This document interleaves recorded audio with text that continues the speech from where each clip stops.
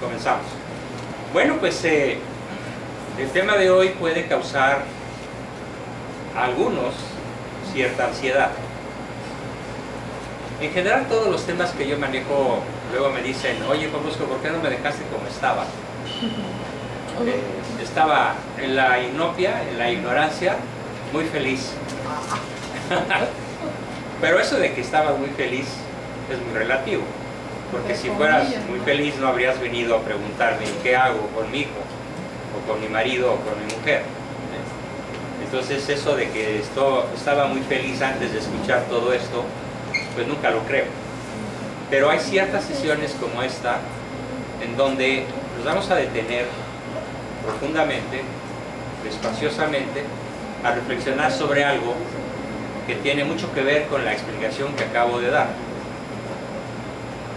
Es el concepto de deuda. Deuda con mi prójimo más cercano. Y mi prójimo más cercano, pues es generalmente la familia nuclear. Papá, mamá, hijos. Y este problema que tenemos, yo constantemente escucho que la gente dice, no, pues es que yo no robo, no mato, no me emborracho, no fumo, no digo mentiras, yo soy bueno. Vamos a ver si al terminar la sesión lo sostienen. Porque muchos se van a dar cuenta de sus deudas. Por eso di la explicación.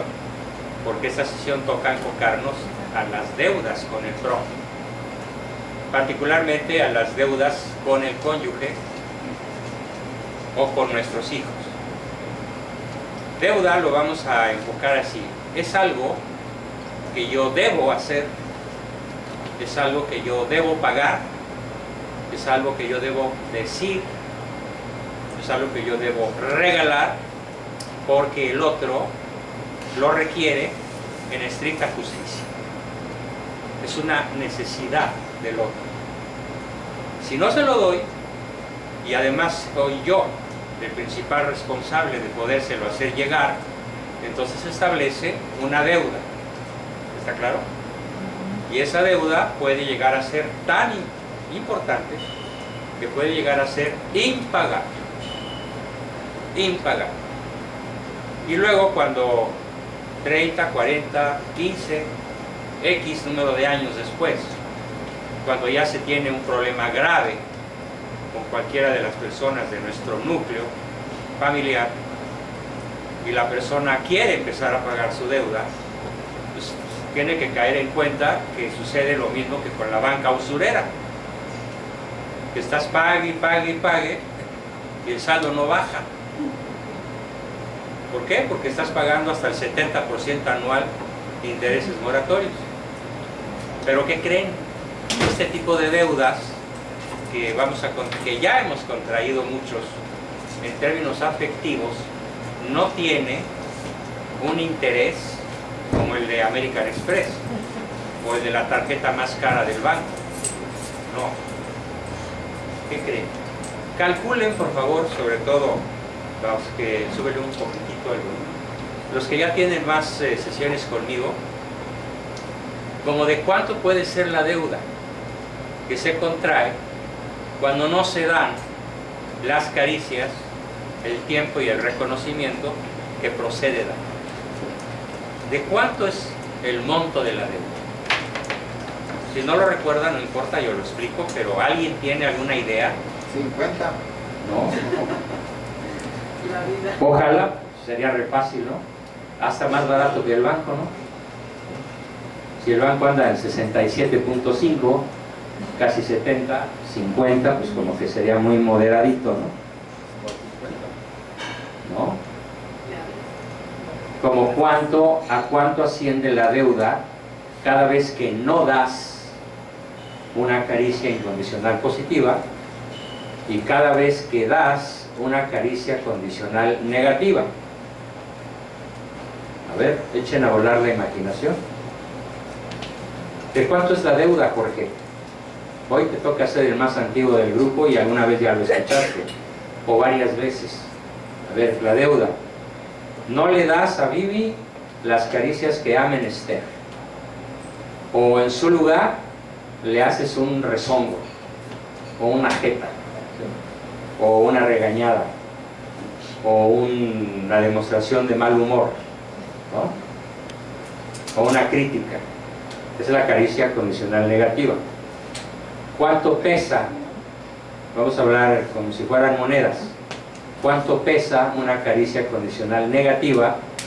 Que es regaño, enojo, mueca, disgusto, coscorrón, nalgada, agresión, furia, ira, amenaza, colgada de teléfono, vete al diablo, ventada del árbol genealógico.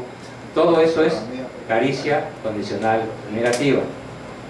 Las universidades de este país, sobre todo en este país, principalmente el MTI en Boston, Massachusetts, también en la UCLA en California y otras por ahí de alto nivel académico, han medido en términos de calorías cuánto vale una caricia condicional negativa y cuánto vale una incondicional positiva. Lo han medido. Miren, no es broma. Aquí, según este iWatch, yo este día he gastado 408 calorías. Poquito, porque la mayor parte del día estuve sentado. Entonces no gasté las 900 calorías que tengo programadas gastar. Pero al terminar la sesión, mi reloj va a decir 1000 calorías gastadas, porque en esta sesión me he hecho las otras que me hacen falta, por el esfuerzo que estoy haciendo. Entonces se puede medir la energía que uno gasta. Hay muchas maneras de hacerlo. Este relojito tiene sus sensores especiales en la panza, por abajo, que mide el pulso cardíaco. La generación número 4 ya va a medir la presión sanguínea, ahorita todavía no. Mide la altitud sobre el nivel del mar, te toma fotos, te dice cuántas pulsaciones por minuto tienes, cuántos pasos has dado al caminar. Dice 118 pasos, ¿sí? Uy, qué poquito caminé. Entonces,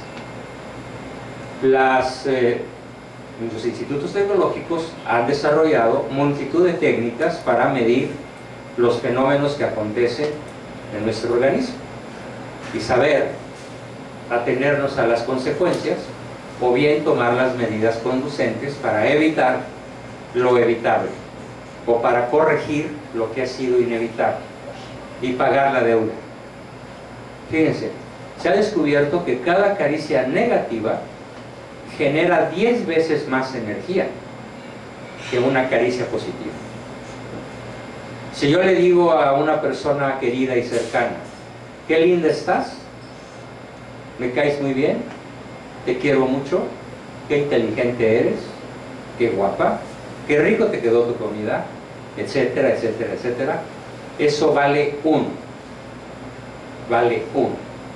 Y si yo le digo, qué feo cocinas, no, quítame esta basofia de aquí. O le digo, ¿para cuántos días de no sacudir te gusta este polvo floja? Y todas las cosas que los maridos autoritarios suelen decir. O cuando la señora o el señor amenazan al niño, te voy a dar, te voy a dar. Y no solo te voy a dar, sino le dan. ¿Saben cuánto pesa? En términos calóricos, medibles con un iWatch, pesa 10. Pesa 10. Entonces, si una persona común y corriente da 10 caricias positivas, ya le fue bien, es muy generoso. Por 10 negativas, ¿de cuánto es la deuda cotidiana? Saquen las matemáticas. De 90. 90 es la deuda, más intereses moratorios. ¿Sí? ¿Al qué porcentaje? A veces los intereses moratorios rebasan el monto del capital, porque la persona que recibe la caricia condicional negativa va acumulando refritos. ¿Alguno de ustedes ha comido frijoles refritos acedos? ¿no? Saben a horrible. Bueno, pero el equivalente es el rencor. Los resentimientos apestan. Una persona va al dentista, y si el dentista es muy profesional, le dice, oiga, ¿sabe qué? No solamente le sugiero que se arregle la dentadura, que usted trae divertículos. ¿Qué son los divertículos? No es algo muy divertido, es todo lo contrario. Los divertículos son un montón de granitos que se hacen por dentro de los intestinos, en donde los líquidos que ayudan a la digestión literalmente se están comiendo el intestino y le van desgastando al intestino su capa protectora, hasta que llega un momento en que esos líquidos corrosivos digestivos son tan poderosos que traspasan la capa protectora del intestino y se forma una úlcera que puede llevar a la tumba a la persona, o cuando menos sacarle un susto fenomenal, porque empieza a fluir sangre por dentro en el estómago, y la sangre sale por donde tiene que salir, junto con las heces fecales. Entonces, una persona que guarda rencor, que tiene furia, que siente odio, que siente coraje, que siente frustración, ¿cuál es su historia? Generalmente, la historia de esa persona puede tener 5 años, puede tener 14, puede tener 36 o 75. Puede ser hombre, mujer, o de alguna de las preferencias sexuales que ahora la ONU reconoce. LGTB más las letras que se juntan este año. Sí, porque como que les gusta coleccionar. ¿Algún problema? Entonces, aquí lo interesante es que empecemos a reflexionar hoy sobre nuestra deuda. No voy a hablar hoy de la deuda en tiempo. No voy a hablar de la deuda en reconocimiento. Voy a hablar de la deuda en caricias. Vamos a profundizar un poquito, primero, sobre la tremenda dificultad que existe entre negociar, imponer o colocar límites a la conducta de los jovencitos, por ejemplo, que hoy nos hacen el honor de acompañarnos: Juan Pablo, Celeste, Eric, Alejandro, bienvenidos. Y lo que ustedes pueden aprender esta noche es invaluable, si se fijan, si ponen atención. Si no, pues ni modo, como que sus papás la pongan, ¿no? Y lo apliquen. Pero algo se les va a pegar de lo que voy a explicar. Por eso los invito a eso. Bien, entonces, cuando una persona, cualquiera, un papá, una mamá, da caricias negativas, ¿con qué finalidad las da? ¿Para qué las da? ¿Para qué grita? ¿Para qué amenaza? ¿Para qué nalguea? ¿Para qué hace cosas que lastiman al niño que está siendo educado o al joven? ¿Por qué lo hace? ¿De mala fe? ¿Porque quiere hacer daño a sus hijos? ¿Para reprenderlo? ¿Para qué los reprende? La pregunta no es... La pregunta es, ¿para qué los reprende, Gabriel? ¿Para qué? Dime. Los reprende para que sean, para que les entre lo que tienen que hacer, lo bueno. Para eso los reprenden. Sí. Y realmente, ¿qué sucede con los niños reprendidos? Crean rencor. Crean rencor, echan rencor. ¿Y cuántos años puede durar el rencor? Toda la vida. Yo tengo familiares muy cercanos que se han muerto de cáncer por no haber perdonado a sus padres.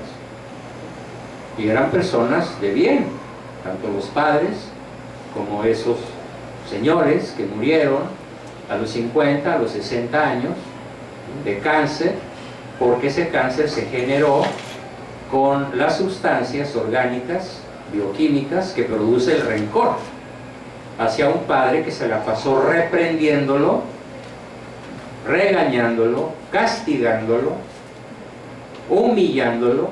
¿Con qué finalidad? ¿hacerle la vida infeliz? No. Como tú dices, Gabriel, para que le entre lo que debe hacer. Bien.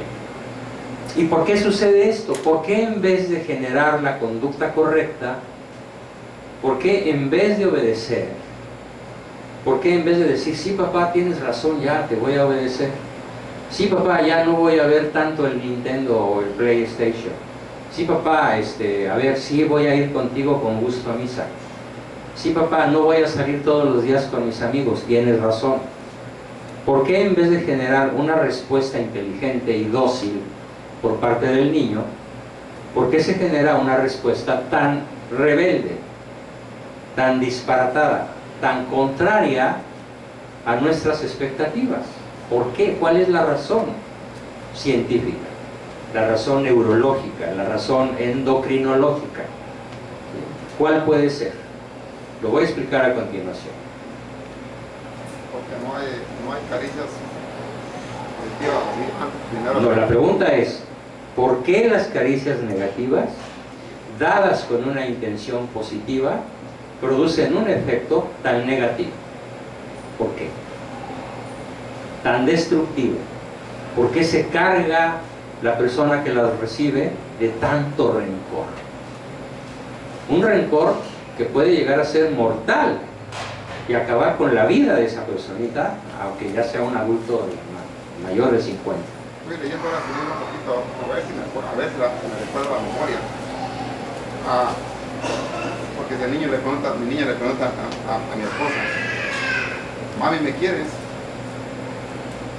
Mi esposa le contesta, sí, yo quiero a todo el mundo.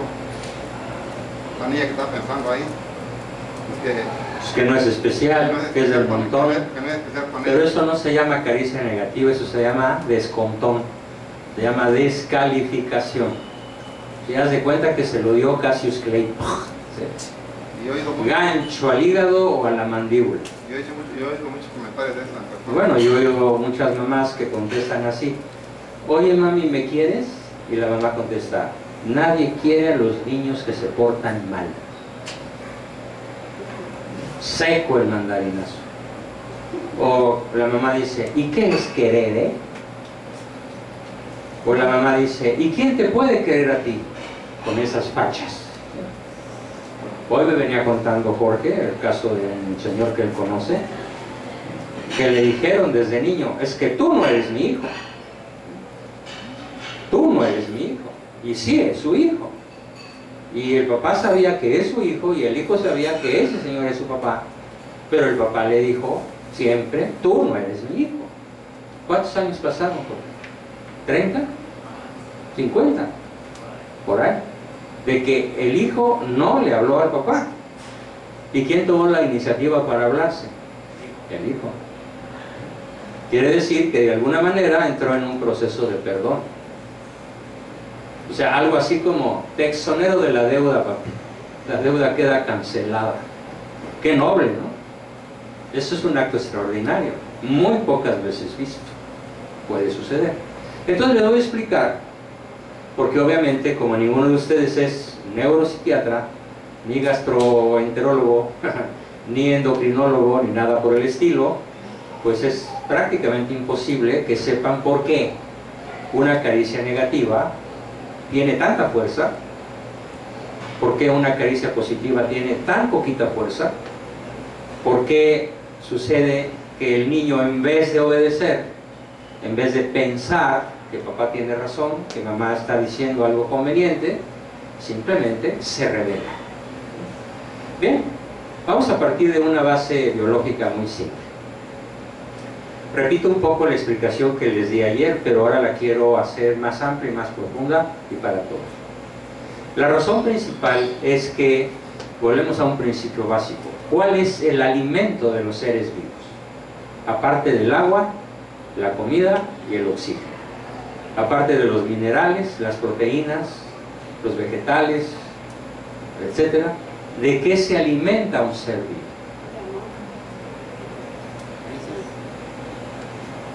Vamos a usar el nombre científico. Se alimenta de estímulos. De estímulos. Esto se ha demostrado de 1000 formas. En la NASA se hicieron experimentos formidables para demostrar que un astronauta de 1,90 de estatura, campeón de la milla, con un título de máster en física, políglota, casado, bien casado, padre de familia ejemplar, sometido a la privación de estímulos durante 24 horas, enloquece. Enloquece. Literalmente enloquece.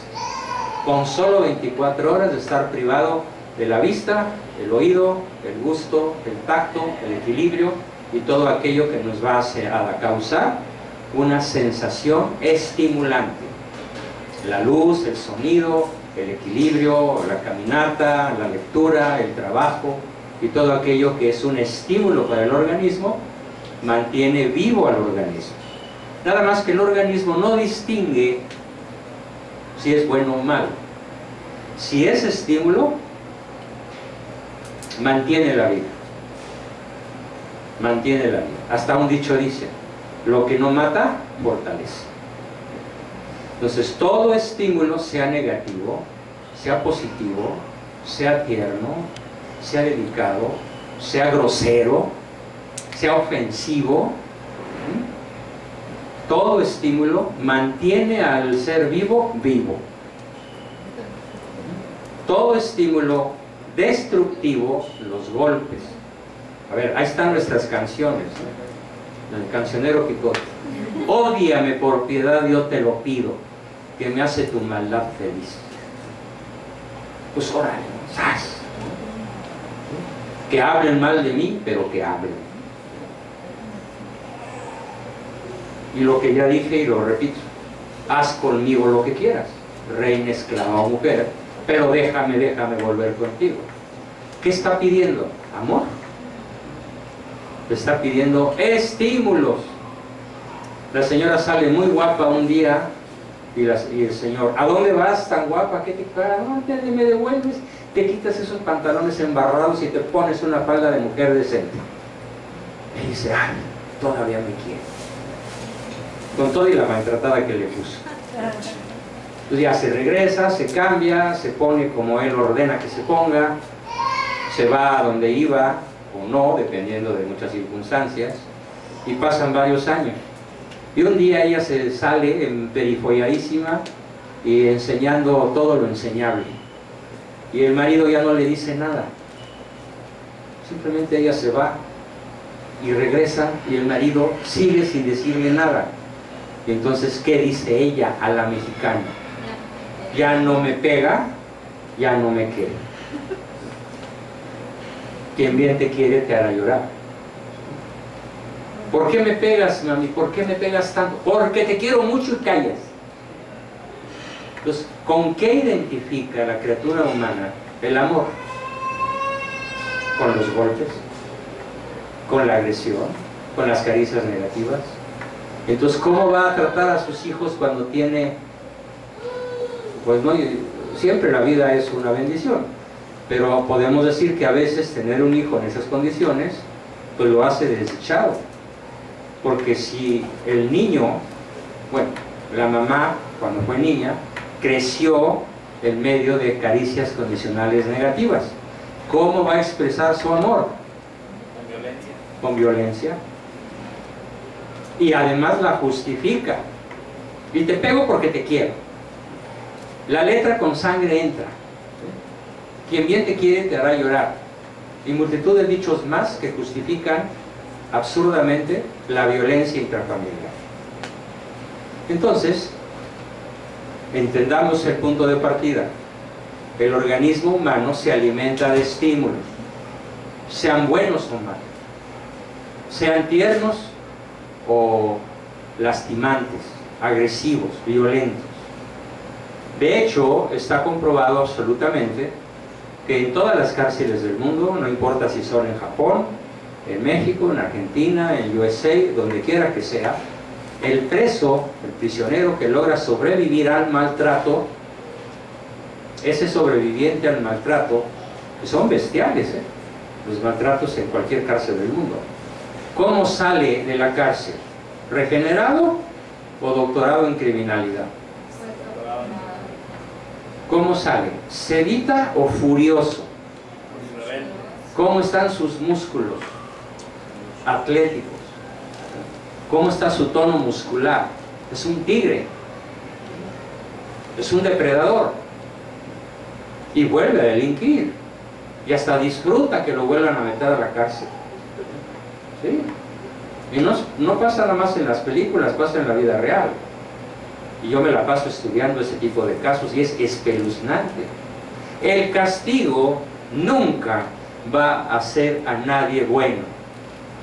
Por eso hace rato, cuando alguno de ustedes le preguntaba si su mamá lo va a castigar, le dije no. Tu mamá aquí va a aprender que los castigos no sirven. Puso cara de sorpresa. ¿Cómo? Sí, no. Tu mamá no te va a castigar. A ver, le puse un ejemplo.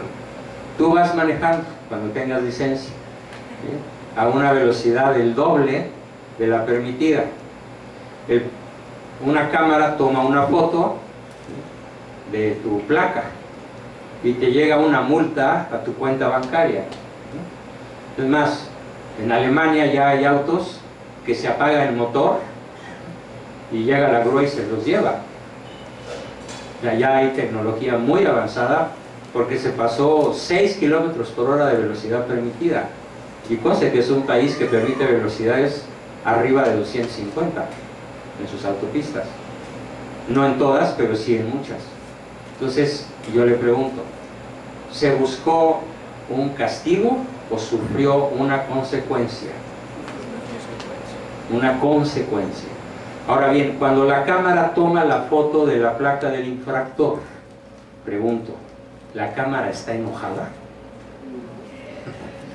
Pero si mamá regaña, ¿está enojada? Sí. Entonces, ¿dónde está el error de la mamá? En el enojo. ¿Dónde está el error del papá? En el enojo. Es como si la cámara dijera, desgraciado, hijo de tal por cual, te pasaste un auto, te voy a multar, estás con el riesgo de matar gente, qué barbaridad, eres un inconsciente. No, la cámara toma la foto y manda una señal electrónica. Allá se paraliza el auto y llega una grúa y se lo lleva detenido. Y después, para sacarlo, cuando tú pagas la multa en el banco, instantáneamente tu auto queda liberado, vía satelital. Ya puedes ir por él, o hasta te lo lleva el policía, ¿no?, si es que ese es el trato. Entonces, no es un castigo. Y la computadora y la cámara y todo el sistema electrónico que puso la consecuencia no se enojó. En ningún momento manifestó furia, decepción o tristeza. Ese tendría que ser el modelo con el cual Gabriel negocia límites con Eric, y Ramón con Celeste, y Lourdes y Carlos con Alejandro, sin enojarse. Porque si te enojas, refuerzas la conducta que pretendes eliminar. A ver, esto vale $1.000.000, ¿eh? Se los cambio por oraciones. Si tú te enojas cuando pones un límite o haces ver un error, si alzas la voz, si te indignas, si lo haces con una emoción negativa, ¿cuál es el efecto conductual en quien recibe esa caricia negativa? Refuerzas la conducta que quieres eliminar. Y desincentivas, echas a la basura, aniquilas incluso la conducta que pretendes instalar. Entonces se da un problema doble. Por un lado, refuerzas lo malo, y entonces pues el escuincle se va a llevar más golpizas por muchos años porque se va a graduar en portarse mal. Y por otro lado, no instala conductas apropiadas. No obedece, no entiende, no le gusta el estudio, nada más tiene la obsesión del celular, de los videojuegos. Es todo lo que le interesa, pero no le ha entrado en la cabeza que de lo que se trata en la vida no es de jugar, o de pasársela bien. De lo que se trata en la vida es aquello que papá y mamá no le han podido sembrar por varios motivos. Digamos los principales motivos. Primero, el sistema de caricias de papá o mamá o de los dos es un sistema de caricias negativo, en donde hay coraje, donde hay autoritarismo, donde hay dedo metido así, donde se señala la conducta, el punzón, donde hay indignación, coraje. Ese es el primer gran motivo del reforzamiento de las conductas negativas, porque de esa forma estamos alimentando al hijo. De hecho, yo me acuerdo de una anécdota en mi casa. Mi papá decía: Juan Bosco lo que quiere es una buena cueriza. A ver, dásela, le decía a mi mamá, y mi mamá decía: no, dásela tú. Entonces ya mi papá me daba una cueriza de aquellas, yo me la pasé con las pompis todas floreadas entre los 8 y los 13 años. Por eso aprendió, doctor. Por eso aprendió. Por eso aprendí. Entonces, ya que me quedaba yo llorando, triste en un rincón, el comentario de papá y mamá era: ya ves, ya comió, ya está contento, ya es lo que quería, una buena cueriza. ¿Cuánto tiempo va a pasar portándose bien como sedita? Una semana, pero ellos no sabían que yo por eso estaba planeando terribles travesuras. ¿Sí? Malévolas travesuras. Un día agarré unas pinzas y le apreté a mi hermano segundo las narices con las pinzas. A ver qué pasaba, ¿no? Nada más. Por pura curiosidad. Yo tenía como 9 años y él 7 y medio, ¿no? Llevaba yo 1 año y medio. Imagínense la cueriza que me llevé.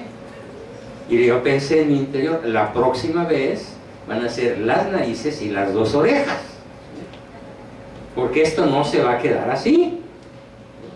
Entonces eso es lo que pasa. Estoy hablando de una experiencia personal, aparte de 55 años de experiencias profesionales. Entonces, cada vez que ustedes se enojen, se irriten, castiguen, griten, se violenten, impongan un castigo, sobre todo un castigo humillante, un castigo que lastima, no una consecuencia que convence. ¿Qué puede ser una consecuencia que convence? Les explico un caso real. En el viaducto elevado de la Ciudad de México, que atraviesa toda la ciudad de norte a sur, hay unas cámaras que miden que no vayas a más de 80. Y si te pasas tantito, hay una fotomulta. Y cuando vas a pagar la tenencia o a renovar el X trámite de tu automóvil, aparecen las multas. La última vez que mi esposa fue a hacer un trámite tenía 5 multas de $40 cada una. ¿What? ¿Cómo puede ser si yo soy bien cuidadosa? Pues sí, pero te pasaste a 83, a 85 y te tocó pasar junto a una cámara. Entonces más vale que vayas rodando a 75, a 78 y que nunca llegues al límite. Porque si llegas al límite o te pasas del límite, la fotomulta es inevitable. Ah, pues qué hijos de tal por cual.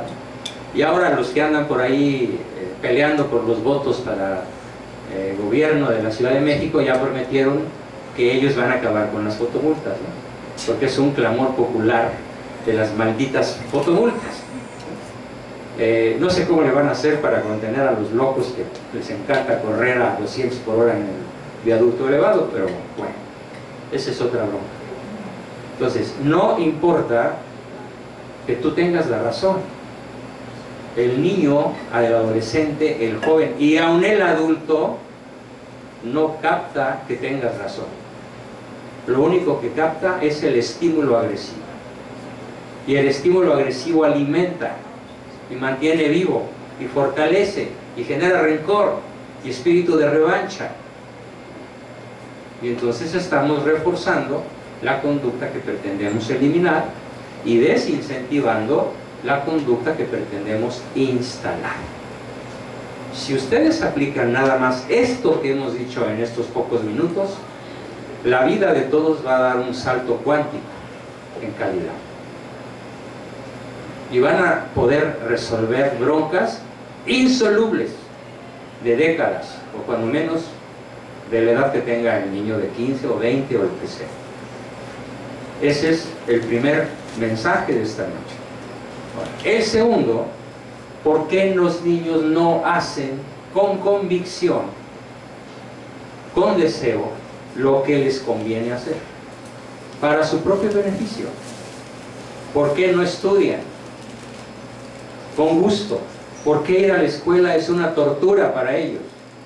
¿Por qué levantarse temprano, estar disponibles para el transporte escolar o el auto de papá o mamá? ¿Por qué echan sapos y culebras aunque no sea lunes? Claro, en general la cultura es otro maldito lunes y gracias a Dios que ya es viernes, ¿no? Cosa que me parece definitivamente absurda.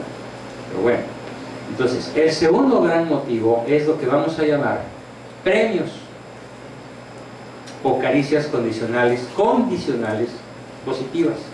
Ay, hijo, a ver, si pasas de año, si sacas 10, si me obedeces, te doy tu iPad, o tu iPhone, o tu Xbox X, o te doy 100 pesos, o te doy un viaje a Europa. De todo depende del nivel sociocultural y socioeconómico. Hay familias que prometen 10 pesos, menos de $5, y hay familias que prometen un viaje a Europa en primera clase. ¿Qué sucede? ¿Cuál es el efecto de comprar buena conducta con premios materiales? ¿Cuál es el efecto psicológico? ¿Quién me dice? ¿Quién me dice cuál es el efecto psicológico en la conducta del educando si recibe premios materiales a cambio de, entre comillas, buena conducta? Estudiar. Se materializa la conducta. Se materializa, muy bien. ¿Qué más? La corrompe. Bien, Jorge, es la principal. Se corrompe. Es corrupción. Ahora imagínense lo de gobernador. Entonces es un narco gobernador, porque no tiene más que un lenguaje, el soborno. Es lo único que sabe hacer. Y así obtiene votos, privilegios, permisos para construir oficinas donde no debe haber, según el uso de suelos. En el municipio donde yo vivo, aproximadamente el 60% de las construcciones son ilegales. El 60% son ilegales. Si nos atenemos al uso de suelo autorizado por los organismos estatales adecuados. ¿Y cómo lograron construir? Pues con sobornos. ¿Y quién dio el soborno? Pues el alcalde, el presidente municipal, el diputado, el senador, o todos juntos. ¿Dónde aprendieron a dar cosas? ¿Dónde aprendieron a dar dinero a cambio de conductas? En su hogar. Así los entrenó, así los corrompió papá y mamá. Eso no es educar. Entonces es como les pido que jamás impongan un castigo con ira, con enojo, que humille y lastime, por las razones que ya expliqué. Les pido por favor que jamás premien una conducta positiva. Es su obligación. No tiene otra cosa más que estudiar. No tiene otra cosa más que aprender. Es su estado de vida. Para eso vive, para aprender. Y no lo entiende. Entonces, como el papá no sabe cómo convencerlo, lo empieza a premiar. Ay, hijito, a ver, te voy a dar, ¿qué quieres que te dé? Y hay niños que tienen una cantidad de chunches que ya quisiera yo tener 55 años después de quemarme las pestañas todos los días. O sea, nadan en una abundancia insultante. El otro día una de mis nietas me contaba que una de sus compañeritas de 14 años llegó manejando un Mercedes-Benz SL alas de gaviota, suyo. ¿Por qué? Porque había sacado 7.1 de promedio. Por eso se logró un auto que vale fácil 5 millones de pesos. Entonces, eso es corromper. No premien la conducta, nunca la premien, corrompen. Entonces, ¿cómo vamos a cambiar del premio a qué? En vez de premiar, ¿qué se hace? ¿Alguien tiene la respuesta correcta? Reconocimiento. Pero para que se entienda lo que es el reconocimiento, voy a contar una historia real que acontece en Japón. En muchos países ya acontece, generalmente en los países europeos y orientales. Singapur, Corea, Japón, hasta China ya empieza a recurrir a esto. El reconocimiento que se da al empleado del mes, al empleado del año, al más creativo, al que aporta la idea más productiva, al que menos faltas injustificadas tuvo, el que trabajó los 300 días del año que procede a trabajar, etc. Bueno, pues hay un premio en Mitsubishi Corporation. Mitsubishi es una firma famosa que tiene autos, televisiones, aviones, turbinas, barcos, motos. Bueno, ¿qué no fabrica Mitsubishi? En esa corporación trabajan 500,000 de personas. Bueno, esa era la cifra que yo tenía hace 2 años. Yo creo que ahorita tienen otros 50,000, ¿no? Porque siguen creciendo. Muy bien, ¿saben cuál es el principal premio? Bueno, no premio, me equivoqué. El principal reconocimiento que obtiene aquel hombre o mujer que entrega a la compañía la idea más productiva, la idea más creativa, que permite fabricar el producto más novedoso, el de mayor rentabilidad para Mitsubishi. ¿Saben qué obtiene? Una pulsera de color amarillo que no tiene un valor comercial de más de $8 y que le pone en la mano izquierda el presidente de Mitsubishi Corporation a escala internacional, con las cámaras de la televisión, de CNN, de todas las teles del mundo. Sacan el video en donde ese cuate, que a lo mejor es un barrendero, inventó algo para que la gente no tenga que barrer, ¿no? Por decir una imaginación. Pues ese no tiene un bono de $10,000 o de 10,000 pesos o de 10,000 yenes, que son centavitos.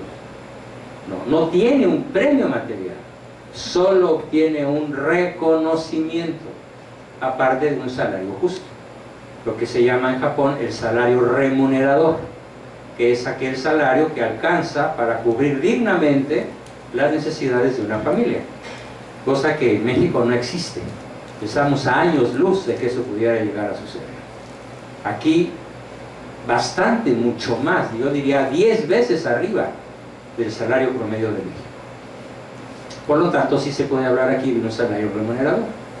Y aquí ya empieza a ver la tendencia a reconocer con diplomas, con cartas, con publicaciones en los periódicos, con fotos en las revistas internas de circulación local dentro de una empresa, a las personas más brillantes, más capaces, más dedicadas, más inteligentes, etc. Pero nadie les da nada, porque dar cosas materiales a cambio de buena conducta no educa, corrompe. Entonces, ese es el segundo motivo. Corrompemos a nuestros hijos, les quitamos las ganas, la convicción de hacer las cosas, porque las cosas que les pedimos son buenas, son correctas, les hacen beneficio, son para su bien. Y cuando les explicamos una y otra vez a las personas que han sido castigadas o que han sido sobornadas, les entra por aquí y les sale por allá. No entienden, no captan de qué se trata, porque es como una persona a la que se le habla en alemán sin haber jamás escuchado el sonido de una palabra en alemán. Bien, entonces, ¿qué vamos a hacer? No castigar, no premiar. Pero entonces sí, o sea, ¿qué sí podemos hacer para educar? Y esta respuesta te la prometí a ti, Juan Pablo, hace un rato. Y también va para todos los chavitos y sus papás, por supuesto. La respuesta correcta es fijar límites. Fijar límites. De tal manera firmes que ninguno de los miembros de la familia se pueda salir de esos límites. Los papás tienen límites. Hoy hice un contrato donde dice, me hago consciente que si mi hijo me acusa, me señala con mi terapeuta de que me volvió a humillar o a gritar, le voy a tener que pagar a mi esposa una multa de $20 por cada insulto a mi hijo. ¿Sí? Y hace rato me mandó un WhatsApp diciendo, ya me debe 40. No entiende. Pues a ver cuánto se pasa, qué tiempo se pasa en entender, ¿no? La cuestión es que pongan límites. Ahora, ¿cuál es la diferencia entre un límite y un castigo? A ver, voy a atreverme a preguntar a los jovencitos. A ver, Celeste, ¿cuál sería la diferencia entre un límite y un castigo? Piénsalo.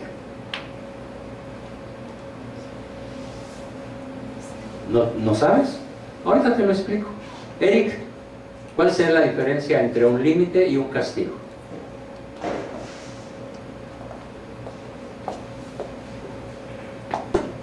¿Ni idea? Alex. Pues los límites son pues, negociados y acordados. Los límites son negociados y acordados. Muy buena respuesta. Muy bien. ¿Y? Los castigos son impuestos. Los castigos son impuestos. Estrellita. Excelente respuesta. Los límites son negociados y acordados. ¿Qué te parece? ¿Hacemos esto? ¿No lo hacemos? 8 días sin celular, 15 días sin celular.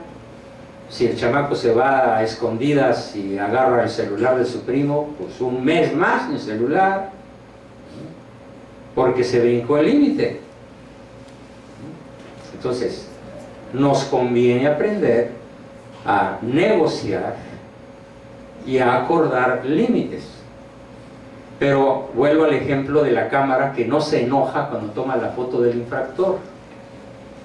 Simplemente toma la foto y la manda al satélite, y el satélite la manda a las oficinas, y de las oficinas en cuestión de un nanosegundo llega la multa al banco. Y tu coche hasta se paraliza, si estás en Alemania o en Francia. No tardan aquí en instalar lo mismo, ¿eh? Estaba leyendo yo hoy una noticia de que en la frontera va a ser la primera que van a instalar cierto tipo de cámaras para leer instantáneamente con alta resolución los rostros. Ya está por echarse a andar en agosto. Están poniendo un límite. ¿Por qué? Pues porque se cuelan multitud de gente que no debería entrar, ¿no? Bueno, ya ahorita cuando hablan del muro yo digo, ay, que pongan un muro de la altura que quieran. Cualquier mexicano se lo va a brincar o lo va a pasar por abajo. Bien, entonces límites. Primer carácter. Ahora amplío el concepto que brillantemente identificó Alejandro. El límite, dependiendo de la edad del niño, del joven, el límite se impone. Por ejemplo, a un chamaco que anda gateando por ahí, no vas a negociar con él que no meta un objeto metálico al contacto eléctrico, ¿no? Porque lo va a meter y se va a electrocutar. Entonces, simplemente cuando lo ves haciendo esa diablura, pues brincas, lo quitas y le salvas el pellejo. Entonces hay límites que se imponen dependiendo de la edad de las criaturas. Cuando el niño no entiende razones de por qué a este acto se sigue esta consecuencia, el límite se impone. Después de tratar de negociarlo hasta por días.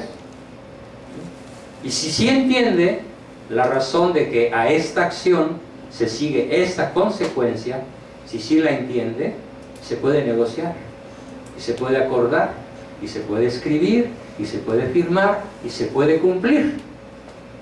Pero el secreto está que no haya ira, que no haya coraje, que no haya rencor, que no haya agresión.